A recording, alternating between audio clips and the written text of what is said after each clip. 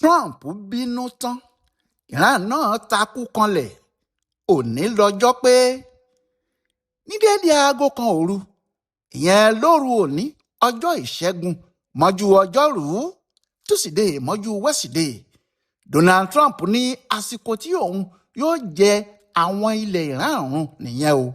Ọkùnrin olórí ìjọba Amẹ́ríkà náà ní tí àwọn aláṣẹ Iran kò bá ṣí ojúnà agbami Strait of Hormuz tí gbogbo ayé ń lò láti gbé epo àti gáàsì kọjá títí di aago kan òru náà, bí aago kan òru yìí bá ti ń lù bẹ́ẹ̀ ni iná yóò bẹ̀rẹ̀ sí dáhùn ní orílẹ̀-èdè Iran, àti igi àtọ̀pẹ̀ àti èèyàn tí wọ́n bá sì dúró iná yóò jó wọn tagbátagbá ni.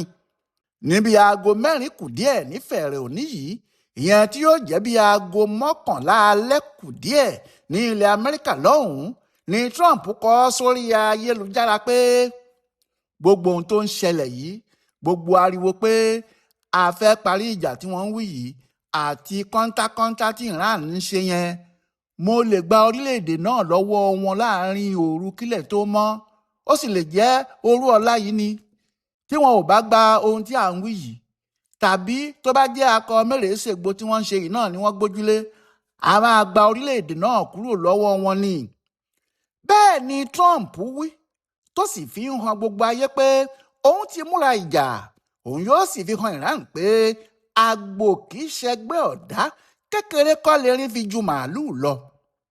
Donald Trump ní a ti gbé ètò kalẹ̀, a ti parí ètò níbi tó jẹ́ pé nígbà tí yóò bá fi di aago 12 lọ́sàn-án ọ̀la, gbogbo ibùdó àti ibùjókòó àwọn pláǹtì ńláńlá tí Iran fi ń ṣe ayé wọn la máa bàjẹ́ pátápátá, tí a ó sì sọ ibẹ̀ di túútú. A ó bà gbogbo ibẹ̀ jẹ́ débi pé kinní àwọn ò ní í ṣe é lò títí láyé mọ́. Ohun tí mò ń sọ ni pé nígbà tí yóò bá fi di aago 12 lọ́sàn-án lọ́la, gbogbo ẹ̀ láti máa fọ́ pátápátá. Ṣùgbọ́n kì í ṣe nǹkan tá a fẹ́ ṣe nìyẹn o. Bí mo bá ba gbogbo ẹ̀ jẹ́ báyìí, títí 100 ọdún wọn ò ní lè tún ṣe padà mọ́ o. Ìwọ̀nba èyí tá a bàjẹ́ níbẹ̀ yẹn báyìí, ó máa gbà wọ́n tó 20 ọdún kí wọ́n tó lè tún ṣe padà. Bí mo bá wá ní kí wọ́n ba gbogbo ẹ̀ jẹ́ báyìí, 100 ọdún wọ́n sì wà lẹ́nu ẹ̀ ni. Ó sì lè wá jẹ́ àwọn Amẹ́ríkà yìí náà ni wọ́n tún máa wá bẹ̀ pé ká wá bá wọn tún ṣe. Èmi ò dẹ̀ ráyè yẹn. Ohun tí mo ṣe ń kìlọ̀ fún wọn pé kí wọ́n lọ ṣí ọ̀nà agbami yẹn nìyẹn. Bí wọn ò bá ṣí, wàhálà ńlá ló máa dá sí wọn lọ́rùn o. Iran rò pé mò ń bá wọn ṣeré tẹ́lẹ̀ ni. Wọn ò ka ọ̀rọ̀ mi sí nǹkan kan. Ohun tó jẹ́ kí n ní kí wọ́n lọ ba bíríìjì ńlá tó ga jù lọ ní orílẹ̀-èdè wọn jẹ́ nígbà yẹn nìyẹn o. Ṣùgbọ́n bí Trump ti ń fọ́ koko yìí, bẹ́ẹ̀ náà làwọn Iran ń sọ pé ìfọ́nnu lásán ni. Wọ́n ní tí wọ́n bá ń wá ẹnu dùn juyọ̀, tí wọn ò bá rí, tí wọ́n bá ti rí Trump yìí, kí wọ́n má dààmú ara wọn mọ́ ni. Àwọn Iran ní ara ló ń ta Trump, òun kà á lára pé ìlànà tí wọ́n gbé wá pé àwọn fẹ́ fi parí ìjà, àwọn láwọn ò fẹ́. Àwọn Iran ní àwọn ò gbà lọ́wọ́ wọn ni, pé ohun tó ń dùn nìyẹn. Òótọ́ sì ni àwọn orílẹ̀-èdè kan ti dìde, Pakistan, Egypt àti Turkey, àwọn ni wọ́n ṣáájú ètò yìí. Ohun tí wọ́n sì ń fẹ́ ni bí ìjà náà yóò ṣe parí. Àwọn yìí ni wọ́n wá gbé àbá kan kalẹ̀ pé kí wọ́n fi bẹ̀rẹ̀ ètò láti parí ogun náà. Àbá tí wọ́n mú wá náà ni pé kí wọ́n tiẹ̀ kọ́kọ́ dáwọ́ ogun jíjà náà dúró, kí wọ́n má ju bọ́ǹbù, kí wọ́n sì má ṣe ohunkóhun síra wọn fún odidi oṣù kan àtààbọ̀, ìyẹn ọjọ́ 45, 45 days. Pé ní gbogbo àwọn ọjọ́ yìí o, Iran náà yóò ṣí ojú ọ̀nà agbami Strait of Hormuz. Àwọn èèyàn yóò máa bá ibẹ̀ lọ bá ibẹ̀ bọ̀, wọn yóò sì máa fi àkókò náà wá ọ̀nà tí wọn yóò fi parí ìjà ọ̀hún pátá. Bẹ́ẹ̀ ni Israel àti Amẹ́ríkà náà ò ní ju bọ́ǹbù sí wọn o. Ètò náà tẹ́ Trump lọ́rùn dáadáa, nítorí ó dàbí pé kò sí ohun méjì tí òun ń wá ju ohun tí yóò mú kí wọ́n ṣí ojúnà agbami Strait of Hormuz lọ. Ó sì ti rò pé inú àwọn Iran náà yóò dùn láti sáré sí ojú ọ̀nà náà kí àwọn lè mọ bí àwọn yóò ṣe máa sọ ọ̀rọ̀ ìparí ìjà náà tó bá kù ni. Ṣùgbọ́n níṣe ni Iran takú, wọ́n láwọn ò gbà. Èèwà ti ṣe. Iran ní àwọn ọmọ Amẹ́ríkà jù bẹ́ẹ̀ lọ ni, nítorí ẹ̀ làwọn ò ṣe ní gba ohun tí wọ́n mú wáyé rárá. Wọ́n ní bí Donald Trump ti ṣe wà yẹn, tó bá rí i pé wọ́n dá ogun náà dúró díẹ̀ tí àwọn sì ṣí ojú ọ̀nà agbami Strait of Hormuz tí ọkọ̀ ojú omi tó ń gbé epo lọ gbé epo bọ̀ bẹ̀rẹ̀ sí kọjá. Trump kò ní yà sí àdéhùn kankan mọ́. Kàkà bẹ́ẹ̀ yóò bẹ̀rẹ̀ ète míì láti fẹ̀yìn pọ́n Israel kí wọ́n tún bẹ̀rẹ̀ ogun míì pẹ̀lú àwọn lọ́jọ́ iwájú ni. Ìyẹn làwọn Iran ń ṣe sọ pé kò sí ohun méjì tí àwọn ń fẹ́ ju kí wọ́n parí ogun náà lẹ́ẹ̀kan lọ, kí wọ́n dáwọ́ ogun dúró pátá, kí Amẹ́ríkà gbà pé àwọn ò ní bá àwọn jagun láyé mọ́, kí Israel náà sì fọwọ́ sí pé àwọn ò ní bá àwọn Iran jagun kankan mọ́, kí Amẹ́ríkà sì jẹ́jẹ́ láti tún gbogbo àwọn nǹkan àwọn tí wọ́n bàjẹ́ ṣe, kí wọ́n sì gbà pé àwọn Iran làwọn ní Strait of Hormuz, àwọn làwọn yóò sì máa ṣe àkóso ẹ̀ lọ. Nígbà náà ni àwọn pàápàá yóò ṣí ojúnà agbami náà sílẹ̀ tí ogun gbogbo yóò sì parí. Àmọ́ yàtọ̀ sí ìyẹn, tó bá jẹ́ èyí tí Amẹ́ríkà fẹ́ làwọn Pakistan, Egypt àti Turkey gbé wá yẹn, àwọn ò fẹ́ ní tàwọn o. Ohun tó bí Trump nínú gan-an lálẹ́ àná rèé tó fi ní pẹ̀lú agbára tipátipá àwọn yóò gba Strait of Hormuz lọ́wọ́ Iran. Òun yóò sì rí i pé àwọn jẹ orílẹ̀-èdè náà run pátá torí gbogbo pọ́láǹtì agbára wọn làwọn yóò fọ́ túútúú. Níbí ni Iran náà ti wá yarí pátá. Wọ́n ní gbogbo èyí tí Trump ń sọ yẹn tó bá lè mú èyíkéyìí ṣẹ nínú ẹ̀, tó bá ba àwọn pọ́láǹtì àwọn jẹ́ àti ibùdó àwọn ohun àmúṣagbára àwọn, kí òun náà ti mọ̀ pé àwọn yóò dínà epo bẹntiróòlù àti gáàsì mọ́ orílẹ̀-èdè ẹ̀ títí ayé tí wọn ò ní gbúròó ẹ̀ lọ́dọ̀ àwọn. Torí fún ọ̀pọ̀lọpọ̀ ọdún ni wọn ò fi ní rí nǹkan tó jọ epo tàbí gáàsì tí yóò bá àdúgbò tàwọn kọjá. Olórí àwọn ajagun Iran yìí ní nígbà tí Amẹ́ríkà bá kọjá gbèdéke wọn, tí wọ́n bá kọjá àyè ara wọn lóòótọ́, àwọn náà yóò ríran wò, wọn yóò sì mọ̀ pé eyín mú ju abẹ lọ. Wọ́n ní àwọn ọ̀tẹlẹ̀múyẹ́ àwọn náà kò sinmi, gbogbo ibi tí Amẹ́ríkà fi ń ṣe agbára làwọn náà yóò wọ̀ lọ, àti pé ogun náà kò wá ní mọ ní tilẹ̀ Lárúbáwá nìkan mọ́, yóò di ogun kárí ayé ni, nítorí níbi yòówù tí nǹkan Amẹ́ríkà bá wà àwọn yóò débẹ̀ bàjẹ́ ni.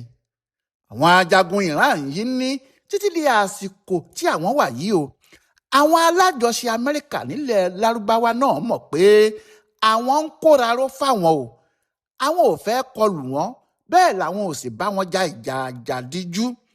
Àmọ́ nígbà tí Amẹ́ríkà bá ṣe ohun tí Trump ń lérí èyí, kò ní sí ìkóraró mọ́. Ogun náà yóò fẹjú ju ohun tí ẹnikẹ́ni lérò lọ, yóò sì di ìjà àjàdíjú. Wọ́n ní kí àwọn ará Lárúbáwá tí wọ́n ń tì lẹ́yìn Amẹ́ríkà wọ̀nyí múra sí o, kí wọ́n máa tẹ̀lé Amẹ́ríkà lọ.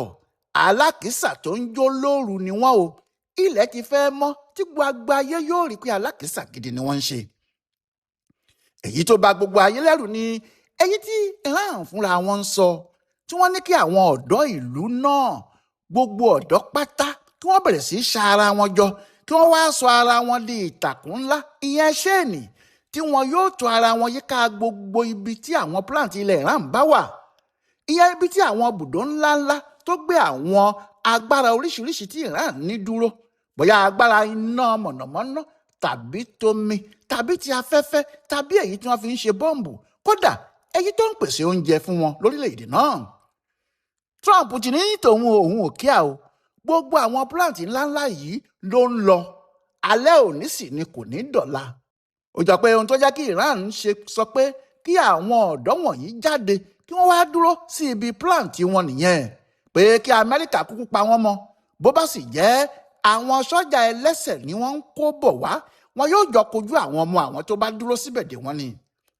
Àmọ́ àwọn èèyàn mọ̀ pé kì í ṣe àwọn sọ́jà ẹlẹ́sẹ̀ ni wọn yóò fi ba àwọn plant wọ̀nyí jẹ́, àwọn bọ́ǹbù afàpátáyà ni wọn yóò lò. Bí àwọn ọ̀dọ́ bá sì wà níbẹ̀ tí wọ́n bá tò, bọ́ǹbù náà yóò rún wọn túútúú mọ́ àwọn plant náà ni. Ìdí tí àwọn aṣáájú ogun Iran fi wá ní kí àwọn ọ̀dọ́ sọ ara wọn di ṣéènì ńláńlá kí wọ́n yí gbogbo àwọn plant náà ká kò yé ẹnìkan o. Síbẹ̀ ariwo tó ń kiri orílẹ̀-èdè wọn báyìí ni pé àfi kí gbogbo àwọn ọ̀dọ́ jáde. Alireza Rahim, ẹni tí wọ́n pè ní akọ̀wé ẹgbẹ́ àwọn ọ̀dọ́ jákèjádò orílẹ̀-èdè náà, ti ní kí gbogbo ọ̀dọ́ jáde pátá, nítorí táwọn ní gbogbo ibi tí Amẹ́ríkà láwọn fẹ́ bàjẹ́ yìí, ọjọ́ ọ̀la àwọn sì ní Amẹ́ríkà fẹ́ dojú ẹ̀rú mọ́ àwọn lọ́wọ́ yẹn. ohun tí gbogbo ọmọ Iran sì ṣe gbọ́dọ̀ jáde nìyẹn. bẹ́ẹ̀ náà sì ni olórí ogun Iran kan náà ti jáde tó kéde fún àwọn aráàlú náà pé kí gbogbo àwọn òbí tí wọ́n rí i pé àwọn ọmọ wọn jáde nítorí ohun tó délẹ̀ yìí ó ti kúrò ní kékeré, ọ̀rọ̀ gbogbo orílẹ̀-èdè àwọn ni. ó ṣeé ṣe kó jẹ́ èyí ni Trump náà rò papọ̀ tó fi sọ lọ́sàn-án òní yìí pé odidi ìran àwọn èèyàn kan ni yóò parun ní Iran kí ilẹ̀ tó mọ́. Trump ní gbogbo ohun tí wọ́n ń pè ní Iran pátá, gbogbo ìgbé ayé wọn àti ìdàgbàsókè wọn, ó ní yìí ni yóò parun torí àwọn ò ní dá kinní kan sí níbẹ̀ fún wọn. bẹ́ẹ̀ náà ni Israẹli jáde tí Israẹli ń sọ wípé kí àwọn èèyàn má wọ tírèènì o tàbí àsọdá kankan tó bá ń lọ sí ọ̀nà Iran tàbí tí yóò gba ibẹ̀ kọjá nítorí gbogbo rélùwéè gbogbo ẹ̀ pátápátá náà ni yóò parun kílẹ̀ tó mọ́ o. síbẹ̀síbẹ̀ Iran ní gbogbo ohun tó ń ṣe Amẹ́ríkà kò ju pé wọn ò rí ọgbọ́n dá sí àwọn bọ́ǹbù tí ó ń ti Iran jáde, pé bí àwọn ti ń fọ́ ilé àwọn alájọṣe wọn tí wọ́n wà nílẹ̀ Lárúbáwá, ìyẹn gan ló ń ká Trump lára jùlọ nítorí kò rò pé Iran ní irú agbára bẹ́ẹ̀ yẹn tẹ́lẹ̀. wọ́n ní kò sí kinní kan tó sì ń ṣe náà ju ọ̀nà agbami Strait of Hormuz tí wọ́n ń torí ẹ̀ jagun yìí náà lọ. Iran ní ṣùgbọ́n o àwọn ò ní torí ẹ̀ ṣí ọ̀nà agbami náà sílẹ̀ o, kò sì sí ohun tí ẹnikẹ́ni lè ṣe sí i. Iran ní àwọn ọmọ ogun àwọn náà ti wà ní sẹpẹ́sẹpẹ́, bẹ́ẹ̀ làwọn èèyàn orílẹ̀-èdè àwọn wà lẹ́yìn àwọn nítorí ìjà tó ń lọ lọ́wọ́ yìí ìjà ikú àti ìyè ni fún orílẹ̀-èdè àwọn ò sì ní gbà kó jẹ́ Amẹ́ríkà tàbí àwọn ajá wọn bíi Israẹli ni yóò wá pa orílẹ̀-èdè tàwọn run. ṣùgbọ́n o Donald Trump àti Israel kò yéé lérí pé lónìí lọ́jọ́ pé lóru mọ́jú ọ̀la yìí làwọn yóò pa Iran run ní orílẹ̀-èdè ayé. níbi tí ilé ayé dúró sí báyìí lónìí nìyẹn o, kí Ọlọ́run tó lọ́jọ́ òní kó kó gbogbo wa yọ. Ọláìwọlá alága ló ń ṣe àgbéyẹ̀wò àti àkọsílẹ̀ ìjà Amẹ́ríkà àti orílẹ̀-èdè Iran fún ibùdó àgbáyé fún àṣà àtìṣe Yorùbá World Center nínú ọgbà yunifásitì Ìbàdàn. A kú dédé àkókò yìí o.